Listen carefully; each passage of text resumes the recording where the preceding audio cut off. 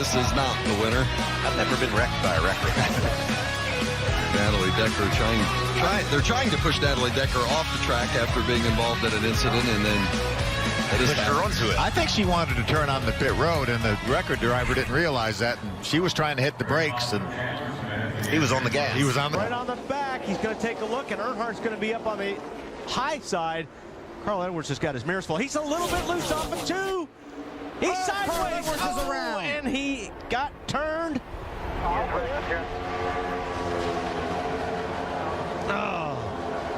Caution flag is out. The race is over. In one of Dale Jr.'s most dirtiest ways to win a race, it was the 2006 Michigan race in the Xfinity Series. Dale Jr. would get to the back of Carl Edwards, sending him spinning down the backstretch. And before we had green-white checkers, the race ended under caution, and Dale Jr. would pick up the victory in a controversial finish. And one attempt at green-white checkers. If the caution comes out, and here comes Carl Edwards back out on the track. Carl runs into the 8 car.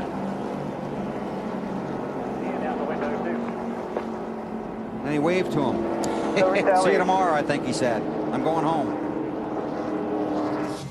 And he just wrecked me off too. So I just want to make sure, he knew that I was mad that he wrecked me. But oh well, that's racing. I'm sure, NASCAR had a meeting with us the other day, Tony and I, and said they weren't going to stand for that stuff. So we'll see what happens. But I don't know. I hope Dale's. I don't know what to say. It's racing. I was just upset. In the closing laps of the 2015 Kansas race, Joey Logano put the bumper to the back of Matt Kenseth, sending him spinning around and costing him a shot at the championship. Kenseth was extremely unhappy after this. He really lost his entire race car and able to 22 to catch him. Here comes the 22. He's closed the gap all over the back bumper now as they've caught the slower traffic. And around goes the 20, sideways in front of the 22. Kenseth slides, caution comes out. Yeah, you're there. If he'd have left the lane like he should have, nothing would have happened. He blocked too many times. I get it, man. It's fine. Copy. You know the deal. Yeah, 10-4. I mean, he blocked you once. Second time, he gotcha. I was clear, crazy said clear, and I checked, and I pulled up in front of him, and he was behind me for 3 car lengths, lifted my rear tires off the ground, never lifted getting into one, just down me. Dale Earnhardt Jr. has made some controversial moves on the racetrack, but in his beginning rivalry with Kyle Busch before they switched teams, he ended up wrecking Kyle Busch at Kansas in 2007, and this sent Busch into an aggressive driver towards Dale Jr. in 2008. But in 2007, they had no previous run-ins until Dale Jr. got at the back of Busch and sent him spinning into the outside wall, ending his day abruptly. It's got to be trouble. Kyle Busch, one of the chase contenders, has had back-to-back top 5 finishes, and he is head on to the wall here on lap 27. It's a weird place to get in a wreck right there at the end of the straightaway. What happened? Did he have some contact from behind? Oh, looks like Junior really got into the back of him hard. This is the difference between this car and the car tomorrow. The car tomorrow, the bumpers line up perfect, and it looks like Junior just gave him just a little tap coming down the straightaway to kind of help pick his speed up, and it lifted the back of his car up, and he just flat lost control of it.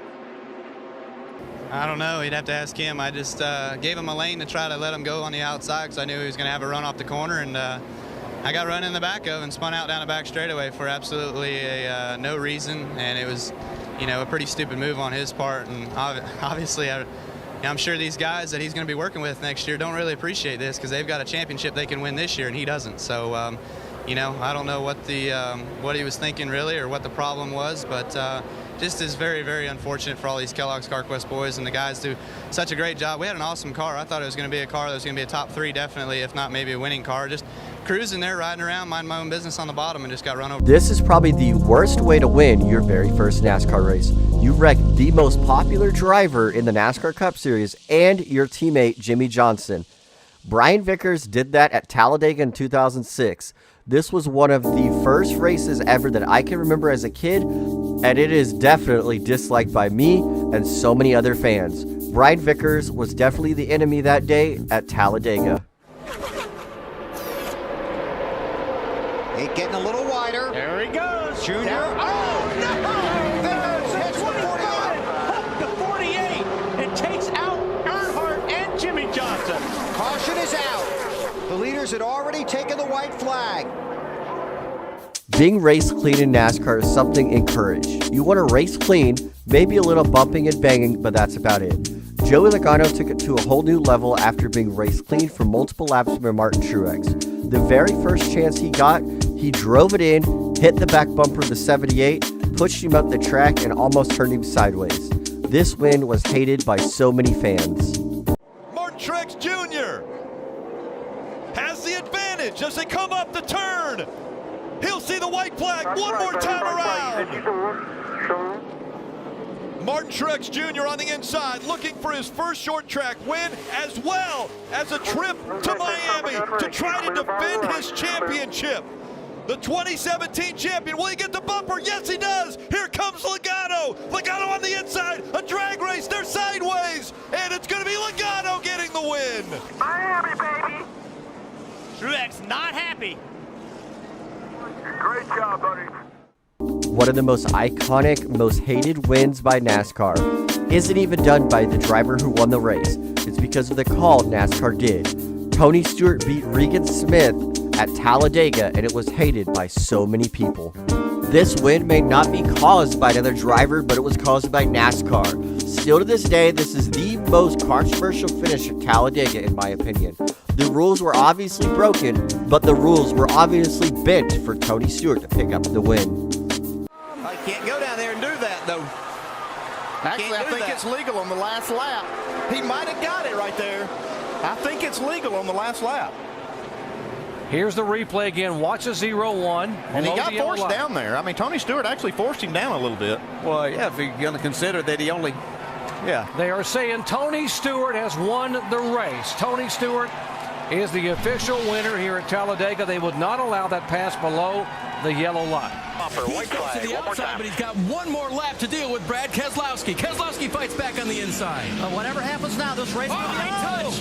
Keselowski gets into Edwards. They save it. Drag race down the backstretch now. That's that half car length I was talking about. They both survived it. Let's see what happens in turn 3. Reed Sorensen waiting in the wings. Here's Keselowski on the inside. Carl Edwards, can he make it stick on the outside? Brad thought he had the best car all night. Took the inside line in the restart. This is going to be down to the wire. High touch. He spun out. Carl gets into Keselowski. Carl Edwards will win. That's it. Checker flag. Good job, man. You are the man. He deserves it. Good job. I just hope Keselowski's okay here. That was a hard... Carl Edwards may be one of the nicest guys off the racetrack, but on the track, he was one of the most nicest, aggressive drivers you'll ever see. He would always give you room, but if you didn't give him room, he would intentionally crash you most of the time. And this is what he did to Brad Keselowski during the 2010 race at Gateway. He intentionally hooked Keselowski off the final corner, sending him spinning across the racetrack and collecting multiple other race cars. Edwards would win, Keselowski would not. Racing all the way through, but especially for the lead here. This tire that Goodyear has brought is allowing these guys to race like this. I think he might get him right here. He's got it. The contact. And he takes the position back. Uh-oh, Kyle, will he retaliate? Yes, he turns him. Hold on. Joey Logano goes past. He gets through it. The caution is out. Come on. And there is damage to the points leader. Oh, trouble, front straightaway. Hard in the wall goes Hamlin. Chase Elliott. Hard impact for Denny Hamlin. That was a savage crash right at the start-finish line. The inside of Chase. Gets loose. You see him lift out of the gas. The flames. Crowded Chase. Got into him. But they saw some retaliation there. Or did Keselowski get into the left rear corner of Elliott there? I got right rear hooked in the middle straightaway. Did you think there was any kind of retaliation there, or what was the deal? What led to that? Yeah, it's a tantrum, and he shouldn't be racing next week. Right rear hooks are absolutely unacceptable. I don't care. It's same thing Bubba Wallace did with Kyle Larson. The exact same. He shouldn't be racing. It's a tantrum. Never in my life did I ever think I'd see robot sandpaper personality Chase Elliott do instant chicken on Denny Hamlin. This is one of the worst moves I've ever seen Chase Elliott pull on the racetrack. He's pulled a lot of stupid moves on the racetrack, but this is by far the highest and most stupidest move he's ever done. This, in my opinion, was the darkest time in Kyle Busch's career. Kyle Busch was always racing the Truck Series and the NASCAR Nationwide Series at the time. Nobody liked him for it, and to make matters worse, he would get involved in the championship contention of Ron Hornaday. He would crash out Hornaday early during the Texas race with only a couple races left to go in the season. This ultimately ended Hornaday's chance at winning the championship. This was horrible. Ooh, close. Wide into turn 4. That moves Kyle Busch all the way up the racetrack. He has to catch it before he gets to the wall. And Hornaday catches the wall. Caution's out, caution's out. Caution is going to come out. Both drivers trying to get by. Looked like the 17 of Timothy Peters. They slid up the racetrack, and now Kyle Busch not happy at all. It's all good, dude. And Kyle Busch is going to turn the 33 to the wall. Our championship contender Hornaday in the wall. Well, Kyle Busch should be parked for this race and maybe the rest of the season for that. Holy cow, I can't believe he did Championship that. contender Ron Hornaday hard into the wall. Kyle Busch sends him in. You all right? Now, we saw him playing games like that at Martinsville, but we're running over 180 miles an hour here. Window net down on the 33 of Hornaday. Race car is able to 22 to catch him. Here comes the 22. He's closed the gap all over the back bumper now as they've caught the slower traffic. And around goes the 20, sideways in front of the 22. Kenseth slides. Caution comes out. And Kenseth cleared by Logano. Maybe no. Kenseth takes him out. Logano into the wall. Caution comes out and the crowd roars.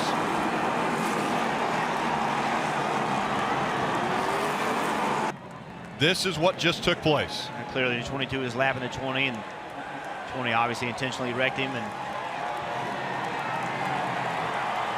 like what happened the week before was more than 2 weeks before was more than it should have been. And Matt Kenseth already not having the day that he wanted to have. And the opportunity presented itself. Treat others the way you want to be treated. This is exactly what happened during the 2015 chase. Matt Kenseth and Joey Logano were two fierce competitors on the track. It all boiled over at Kansas when Logano drove it in, hit Kenseth, and ultimately ended his championship run that day. 2 weeks later at Martinsville, Kenseth had had enough of Logano's dominance and his arrogance on the racetrack. He drove into turn number 1, wrecked and laps down, wiping out Joey Logano and his championship hopes.